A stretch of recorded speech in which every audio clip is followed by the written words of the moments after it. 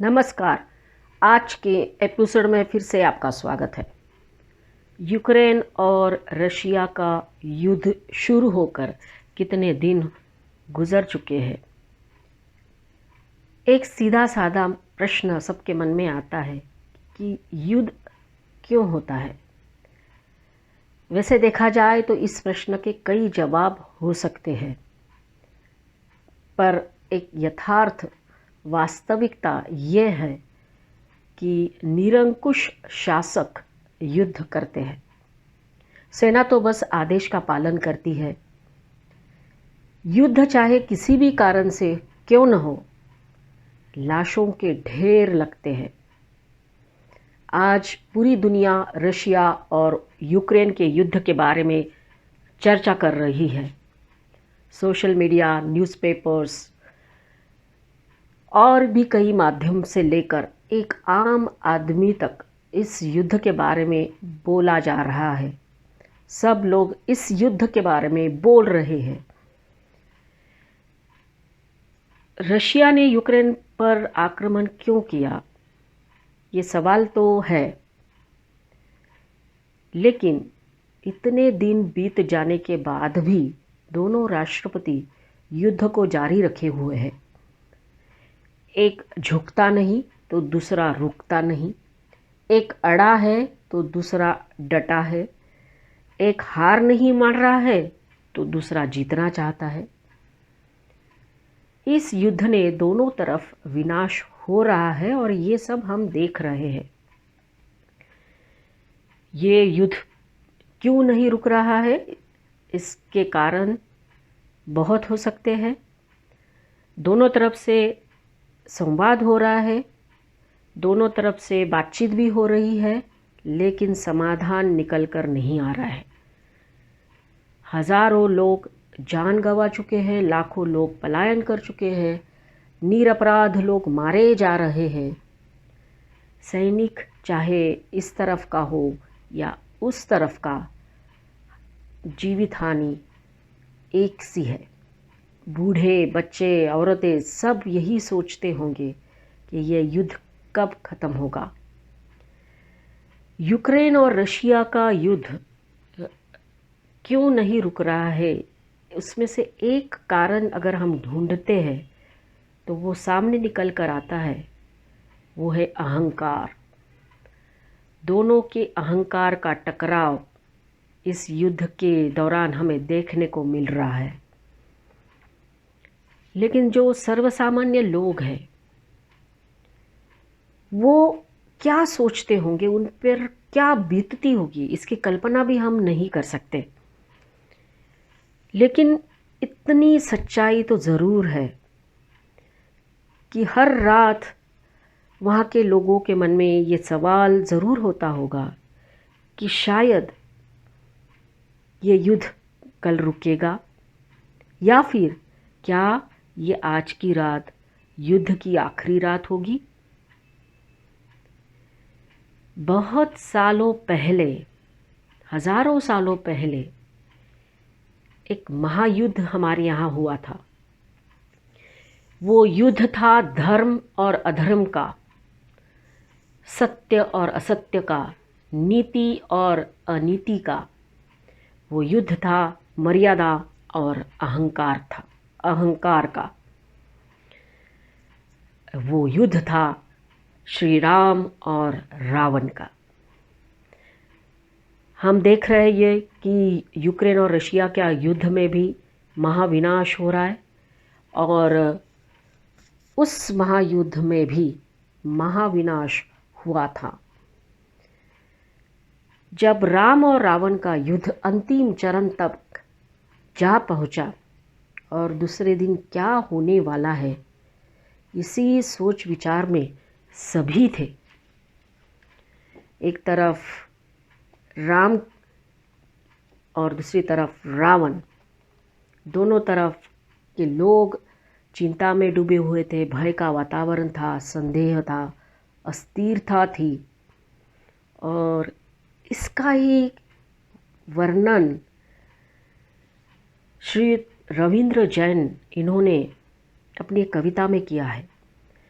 ये कविता रामायण धारावाहिक जो आया था या रामायण सीरियल जब आया था उसमें भी बताया गया था, वो पूरा चित्र बताया गया था कि किस तरह का वातावरण, भय का वातावरण दोनों तरफ था।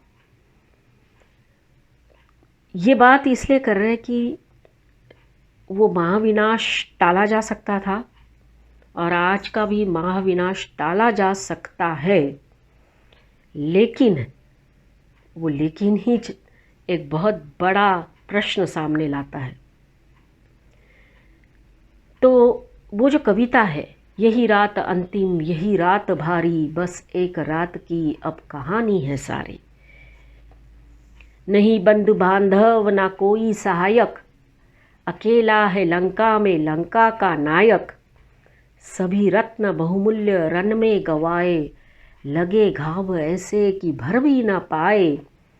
दशानन इसी सोच में जागता है कि जो हो रहा उसका परिणाम क्या है। ये बाजी अभी तक ना जीती ना हारी, यही रात अंतिम यही रात भारी। रावण ने सब कुछ खो दिया था, अपना प्रिय पुत्र खो दिया था और इसी सोच में वो जाग रहा था कि इस युद्ध का परिणाम क्या होने वाला है। फिर उसके आगे जो है वो इस तरह से है लिखा हुआ, हो भगवान मानो तो समझेगा इतना कि मानव के जीवन में संघर्ष कितना। विजय अंततः धर्मवीरों की होती, पर इतना सहज भी नहीं ये मोती। बहुत हो चुकी युद्ध में व्यर्थ हानि, पहुँच जाए परिणाम तक अब कहानी। वचन पूर्ण हो देवता हो सुखारी, यही रात अंतिम यही रात भारी। मानव के जीवन में बहुत संघर्ष है। ये भी सत्य है कि विजय हमेशा धर्मवीरों की होती है, लेकिन वो मोती पाना सहज नहीं है, क्योंकि युद्ध में व्यर्थ हानि होती है। और यही बात आज भी दोनों देश समझ नहीं पा रहे हैं। परिणाम क्या होगा पता नहीं, और वही बात यहाँ पे कवि कर रहा है। फिर आगे बोलते हैं, समर में सदा एक ही पक्ष जीता, जय होगी मंदोदरी या की सीता। समर में सदा एक ही पक्ष जीता, जय होगी मंदोदरी या के सीता। किसी मांग से उसकी लाली मिटेगी, कोई एक ही कल सुहागन रहेगी। सीता कभी नहीं चाहती थी कि मंदोदरी का सुहाग मिटे, और मंदोदरी भी यही नहीं चाहती थी कि सीता का सुहाग मिटे, लेकिन किसी का एक सुहाग उस दिन मिटने वाला था। तो आज भी शायद दोनों तरफ ये भावनाएं वहाँ के लोगों में होगी, जो भी सुहागने वहाँ पे होगी शायद यही सोच रही होगी, भला धर्म से पाप कब तक लड़ेगा, या झुकना पड़ेगा या मिटना पड़ेगा। यूक्रेन और रशिया को, दोनों में से किसी को एक को झुकना पड़ेगा या किसी को मिटना पड़ेगा, वो बात यहाँ पे भी हो रही है। विचारों में मंदोदरी है बेचारी, यही रात अंतिम यही रात भारी।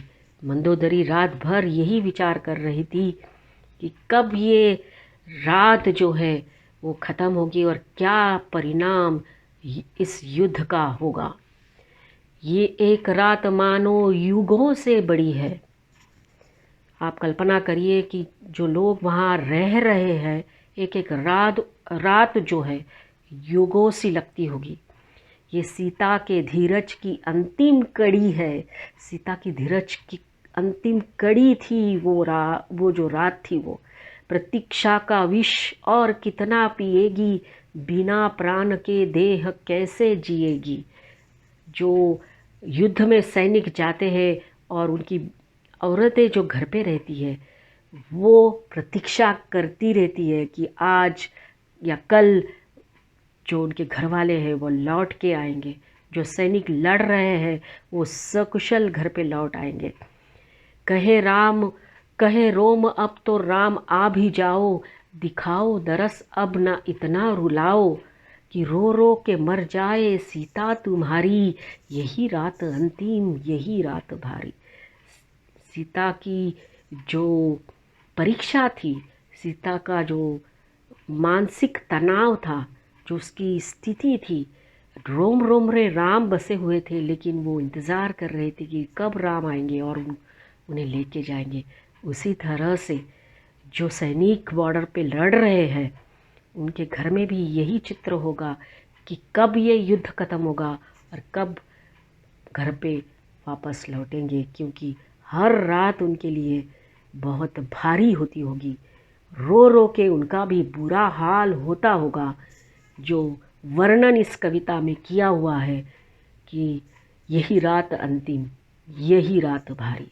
अगर आपको ये एपिसोड अच्छा लगा हो तो ज़रूर लाइक करिए, शेयर करिए और सब्सक्राइब करिए।